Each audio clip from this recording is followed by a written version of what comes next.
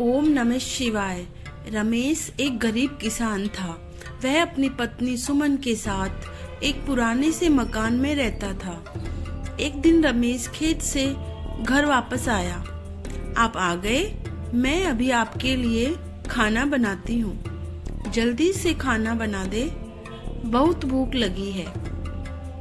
सुनो जी, कुछ दिनों में सावन शुरू हो जाएगा और हमारी छत पिछली बरसात में बहुत टपकती थी, इसलिए इस साल सावन आने से पहले इसकी मरम्मत करवा लेते हैं। हाँ, सोच तो मैं भी ऐसा ही रहा था। ठीक है, मैं कल जमींदार से बात करता हूँ। अगले दिन रमेश जमींदार के पास जाता है। सेठ जी, मुझे कुछ रुपए उधार दे दीजिए, फसल काटते ही चुका दूंगा। वह पिछला कर तो तुझे चुकाया नहीं जा रहा, नया चाहिए। पिछले साल सूखा पड़ गया था तो तूने कर्ज नहीं चुकाया, अब तुझे एक पैसा भी नहीं दूंगा, समझा? रमेश निराश होकर घर जाता है। कुछ दिन बाद सावन चालू हो जाता है। सावन के पहले सोमवार के दिन रमेश और सुमन भगवान शिव के मंदिर में जाने के लिए तैयार हो रहे थे कि तभी बहुत तेज बारिश शुरू हो जाती है। हे भगवान, बारिश शुरू हो गई है। अब हम मंदिर कैसे जाएंगे? थोड़ा इंतजार कर लेते हैं, शायद कुछ देर बाद में बंद हो जाए। काफी समय बीत जाने के बाद भी बारिश बंद नहीं हो रही थी। उनके घर की छत टपकने लगती है। लगता है आज भगवान भोलेनाथ हमारी परीक्षा ले रहे हैं। तू ऐसा कर, घर में ही मिट्टी का शिवलिंग बना ले। इस पर बेलपत्र और दूध चढ़ाकर पूजा कर लेते हैं। लेकिन वह तो बह जाएगा। वे दोनों सोच विचार कर रहे थे कि तभी उनके दरवाजे पर किसी ने दस्तक दी। रमेश ने दरवाजा खोला तो बाहर एक साधु और साध्वी खड़े थे। रमेश ने उन्हें प्रणाम किया। बालक, हम दूसरे गांव से आए हैं। यदि तुम्हें कोई परेशानी ना हो तो बारिश बंद होने तक तुम्हारे घर पर रुक सकते हैं। बाबा, आपका स्वागत है। आपके आने से मेरा घर पवित्र हो गया। दोनों अंदर आकर बैठ जाते हैं। सुमन पूजा करने के लिए शिवलिंग बना रही थी। बेटी, तुम शिवलिंग क्यों बना रही हो? बाबा, आज हम दोनों का उपवास है।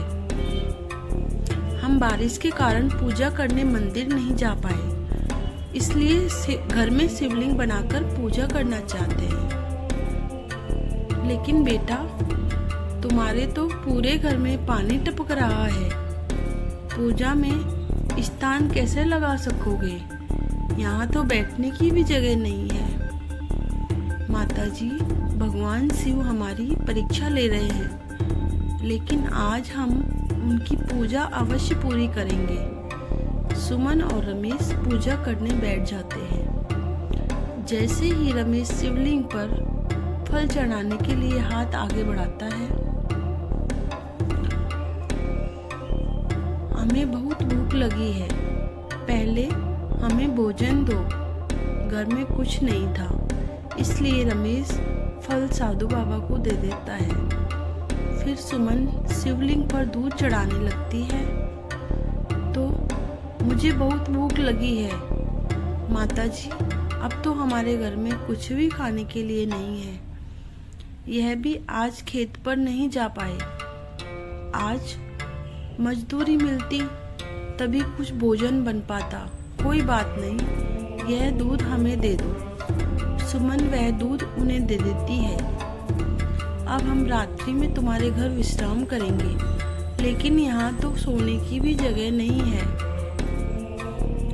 आप चिंता ना करें, आप आराम करें। हम यहीं आपके पास बैठकर रात गुजार लेंगे। रात को रमेश और सुमन बातें करते हैं। आज तो भगवान भोलेनाथ की पूजा भी नहीं कर सके। उपवास कैसे पूरा होगा? कोई बात नहीं, हम कल उपवास पूरा करेंगे। सुबह आप कुछ फल ले आइएगा। बातें करते करते दोनों सो जाते हैं। सुबह जब उनकी आंखें खुलती है तो वहाँ साधु और साध्वी नहीं थे और मिट्टी का शिवलिंग सोने का बन चुका था। उनका पूरा घर बहुत सुंदर बन गया था। एक कोने में सोने, चांदी और धन के ढेर लगे हुए थे। फिर रमेश और सुमन शिवलिंग के सामने बैठकर रोने लगे। भगवान भोलेनाथ और माँ पार्वती स्वयं हमारे घर आए और हम उन्हें पहचान न सके। भगवान हमें स्वयं दर्शन देने आए थे। इतनी बारिश में इतना कष्ट उठाकर दोनों शिवलिंग के आगे नतमस्तक हो जाते हैं। हर हर महादेव। मेरी आवाज़ थोड़ी ख़राब हो रही है, मैं बीमार हो रही हूँ, सॉरी।